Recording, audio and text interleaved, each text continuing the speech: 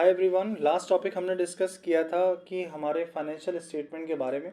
Financial statement क्या होता है या वित्तीय विवरण किसको कहते हैं। जैसा कि मैंने आपको पहले ही बता दिया है कि वित्तीय विवरण के अंदर 3 अकाउंट हमको यहाँ पे शामिल करने होते हैं। पहला होता है हमारा ट्रेडिंग अकाउंट या फिर व्यापार खाता। दूसरा होता है प्रॉफिट एंड लॉस अकाउंट, लाभ हानि खाता। और तीसरी इम्पॉर्टेंट चीज़ जो होती है उसको बोलते हैं बैलेंस शीट या फिर तुलन पत्र।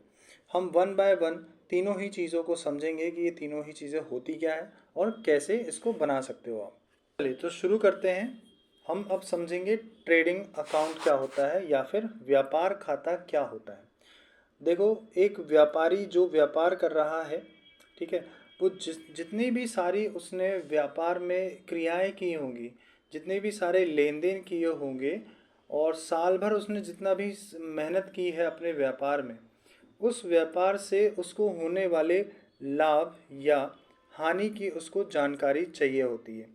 आप ये समझ सकते हैं कि व्यापार खाता जो होता है वो सकल लाभ या फिर सकल हानि इसको निकालने के लिए बनाया जाता है। इसको इंग्लिश में बोलेंगे ग्रॉस प्रॉफिट या फिर ग्रॉस लॉस।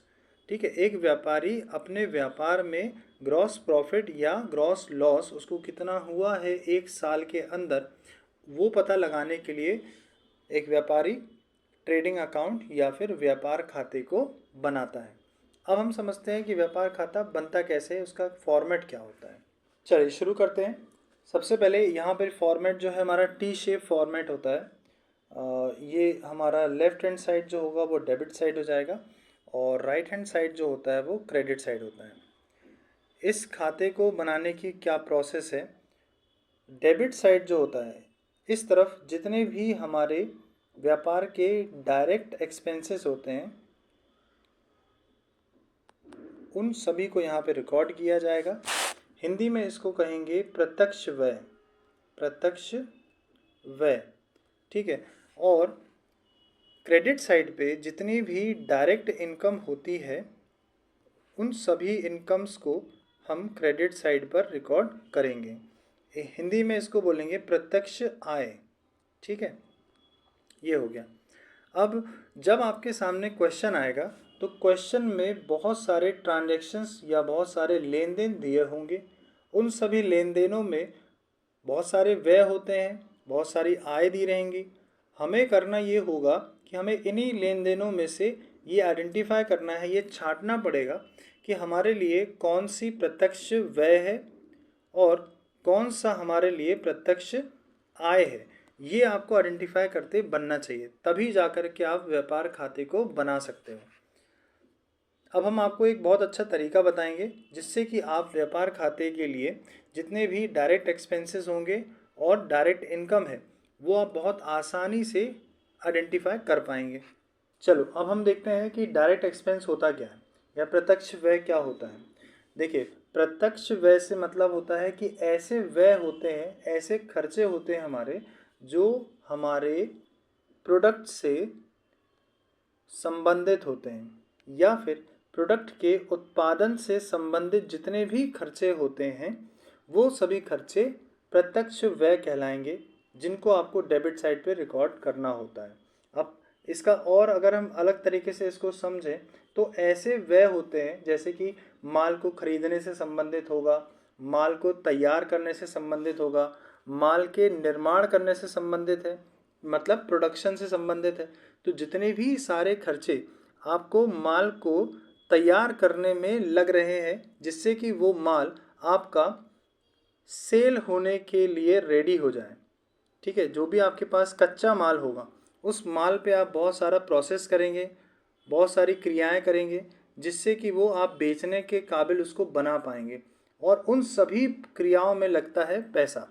ठीक है, तो जितना भी खर्चा उसमें हो रहा है उसको बेचने के काबिल आप बनाने के लिए जितना भी खर्चा कर रहे हैं वो सारा खर्चा आपका डायरेक्ट एक्सपेंस कहलाएगा, क्योंकि ये प्रोडक्ट के निर्माण से संबंधित है।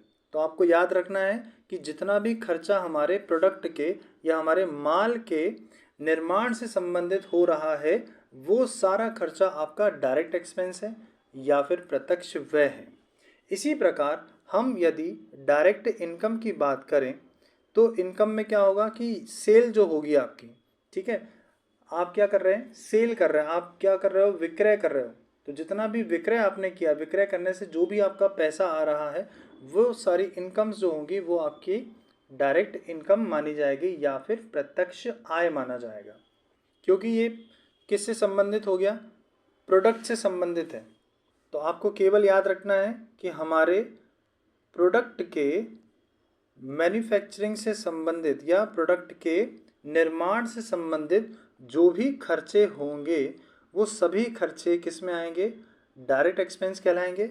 और प्रोडक्ट से संबंधित जो भी आपकी आय होगी वो सभी आपकी डायरेक्ट इनकम कहलाएगी या फिर प्रत्यक्ष आय कहलाएगा। अब इसके एग्जाम्पल को यदि समझें कि किस तरह के चीज़ें इसमें होती है, क्या क्या चीज़ें आएंगी, तो इसके एक दो एग्जाम्पल से मैं आपको समझा रहा हूँ। मान लीजिए क्वेश्चन में आपको दिया हुआ है क्रय या फिर दिया है परचेज। तो परचेज जो होता है ये आपके लिए डायरेक्ट एक्सपेंस होता है। क्यों? क्योंकि ये सीधे हमारे माल से संबंधित होता है। इसी प्रकार से क्वेश्चन में अगर आपको प्रारंभिक रहतिया दिया हुआ है या फिर ओपनिंग स्टॉक, तो ये भी जो खर्चा है ये भी हमारा डायरेक्ट एक्सपेंस में ही आएगा। इसी प्रकार से आपको ये समझना होगा पॉइंट्स को देख करके कि कौन कौन से ऐसे खर्चे हैं जिसका संबंध हमारे डायरेक्टली किससे है, प्रोडक्ट्स के निर्माण से संबंधित है अगर, तो वह खर्चा हमारा डायरेक्ट एक्सपेंस माना जाएगा। इसी तरह से यदि क्वेश्चन में सेल्स दिया हुआ है, ठीक है, या फिर विक्रय दिया हुआ है, तो विक्रय जो होता है ये हमारे लिए होती है डायरेक्ट इनकम, क्योंकि हम यहाँ पे प्रोडक्ट को बेच रहे हैं। तो बेचने से संबंधित या बेचने से जो भी पैसा आ रहा है प्रोडक्ट से संबंधित, वो सारी चीज़ें या वो सारे इनकम्स हमारे लिए डायरेक्ट इनकम कंसीडर की जाएगी। जब आप ये सारा कार्य कर लेंगे और जितने भी सारे प्रत्यक्ष व्यय होंगे उसको सब आप रिकॉर्ड कर लेंगे डेबिट साइड पे, और जितनी भी हमारे पास में प्रत्यक्ष आय होंगी उसको जब आप रिकॉर्ड कर लेंगे क्रेडिट साइड पे, तो यहाँ पर आपको करना पड़ेगा बैलेंसिंग। ठीक है, बैलेंसिंग के लिए या आपको शेष निकालना होगा। तो मान लीजिए कि आपका क्रेडिट साइड का अमाउंट ज़्यादा है और डेबिट साइड का अमाउंट कम है, मतलब खर्चे कम हुए हैं और आय हमारे पास ज़्यादा आई है। इसका मतलब है कि हम प्रॉफिट में चल रहे हैं। तो ऐसे कंडीशन में जो भी शेष निकाला जाएगा वो डेबिट साइड पे लिखा जाएगा सकल लाभ के नाम से।